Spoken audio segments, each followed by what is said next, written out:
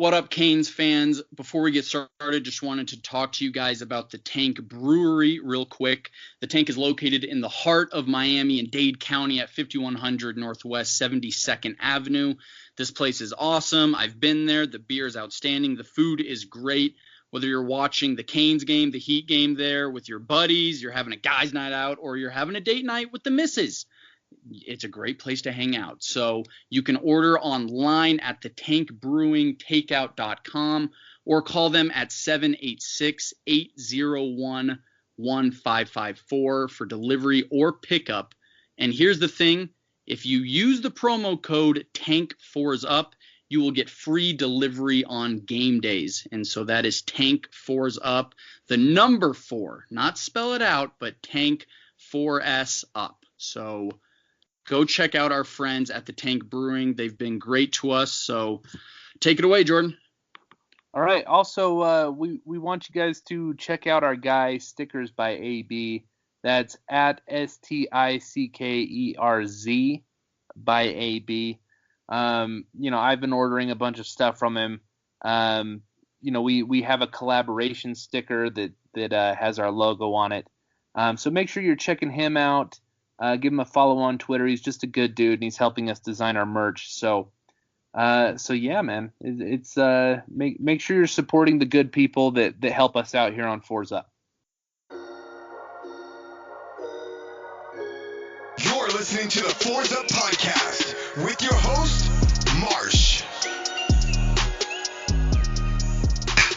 What up, Canes fans? It is the Fours Up podcast. And it is November 2nd on a Monday, a gray Monday in my new home of South Florida. I am back, the king back. And as always, I'm joined by my wonderful producer and co-host, Jordan Nelson. Jordan, we took a little week off. How are you doing? Yeah. Oh, man, it was much needed. And I'm actually recording for the first time in my new apartment. So, it's been a big week for both of us. Yeah. So, okay. Yeah, man. So life is good. I needed the break, but I'm excited. I'm excited for this game on Friday. I think it's going to be a good test of where we're at as a program, right?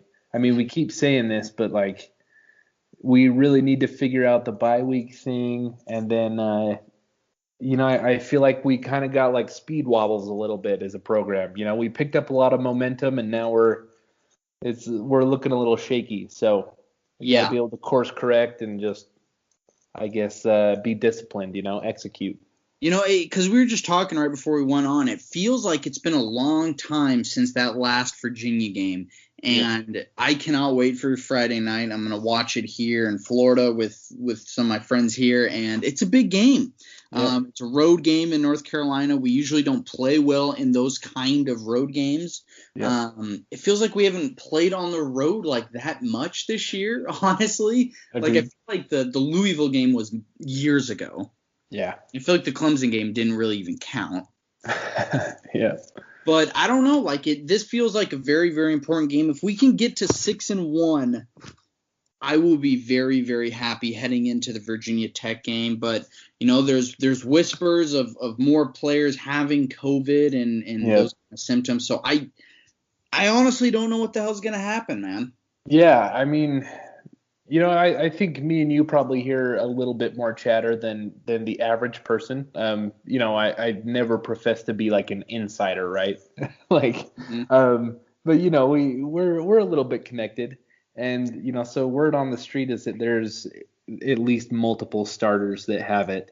I mean, is that the rumblings that you've heard? Yeah. I just know that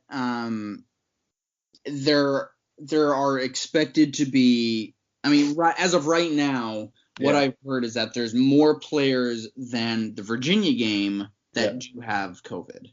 Yeah, and quarantined. And De'Aaron King was open for media availability, so that's at least good, right? Yes. Is that we can assume that it's not him. There's a few guys that you can tell just from the media involvement that it's not them.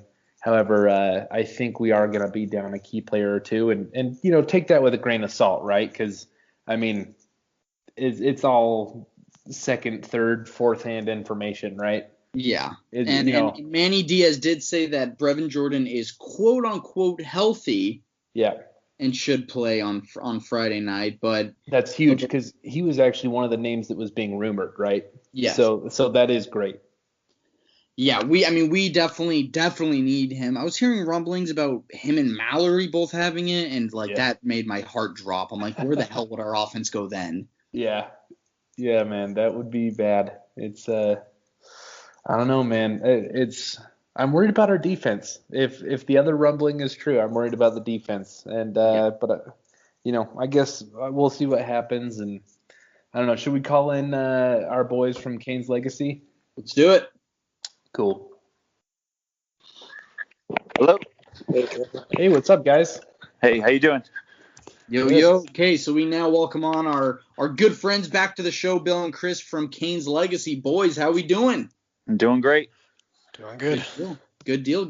Okay, so let's get right into it, man. It's game week. I don't know about you guys, but Jordan and I were just talking about how it feels like the Virginia game was ages ago, and I feel like we haven't watched Canes football in a long time. But NC State on Friday night.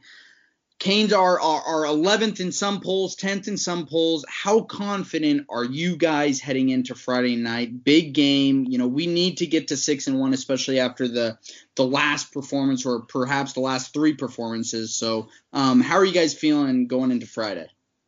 I think, honestly, I feel pretty good about the game and the matchups that we have going into this one. I don't think NC State matches up well with us at many positions if we're full strength. But that's the big question, and I'm sure you guys were talking about it, but all week, we started to hear rumors about maybe COVID here, COVID there, potentially being problems. If we have a lot of guys out, it could be tough to have the kind of team that we've been putting out defensively, which I think would be a real concern because, if our team and our bend but don't break kind of defense doesn't have all of its guys there, we could start breaking more often than not, and then we end up in a shootout. And I'd really rather not be in that position against a team that is looking to have a big impact win.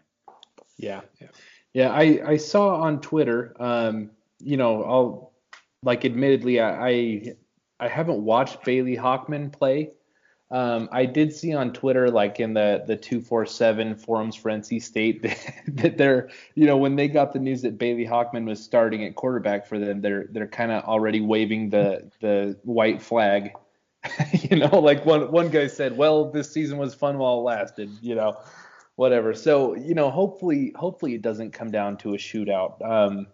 Hopefully our defense will be able to capitalize on playing against a backup quarterback. But I don't know, man. What's your guys' take on that? I think, it's NC State's backup quarterback. Any other year, any other time, we should go in there and beat them up and down the field pretty good. As Chris alluded to, there's COVID rumors. We're coming off the dreaded bye week that we've struggled so poorly at. In Manny Diaz's tenure, but good. There's no excuse for going up against a backup quarterback for an NC State team that's not very good. I know they're 4-2, but they've really struggled in a lot of areas. And quite frankly, this is a game we should go out and win pretty handily. I don't know if that's going to happen, but I'm pretty confident that we'll get the W. But it might not be as pretty as some fans would like. Okay. Well, and I'm not going into Friday night thinking that we're going to blow them out just because, this is the kind of game that has scared the absolute hell out of me. The past few years, Canes going on the road. It kind of reminds me of maybe the Virginia game a few years ago where, we're 5-1 and we're going to a road game. But I just hope that does not – the same scenario doesn't pan out. But I want to ask you guys, so the last two games, Brevin Jordan has obviously been out.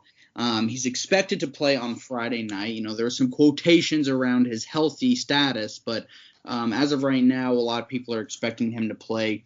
How much of a difference does he make, not just being on the field and contributing to this Miami offense, but when this Miami offense does not have him on the field? How much do they miss him, and how much of an impact does he actually have? Well, I think he does a lot of little things well that you don't really see, in the stat sheet. And, people talk like, well, Brevin does this and that, and they always compare him to other guys around the country, and they say, well, Brevin's not the best tight end in the country because he doesn't have this stat, and he's not putting up these touchdowns and all. But, other guys that are maybe more so wide receivers that get labeled as a tight end, Brevin isn't that. Brevin is your pure tight end in that he blocks. He plays tough. He does like the nitty gritty stuff down in the line of scrimmage to help open up the running game. I don't think there's any surprise that even a guy like Cam Harris hasn't really had the same effect since Brevin's been out, because Brevin is a guy that he's not like the world's greatest blocker, but he competes every time he's out there on the line of scrimmage. But you can also flex him out and do all these different things.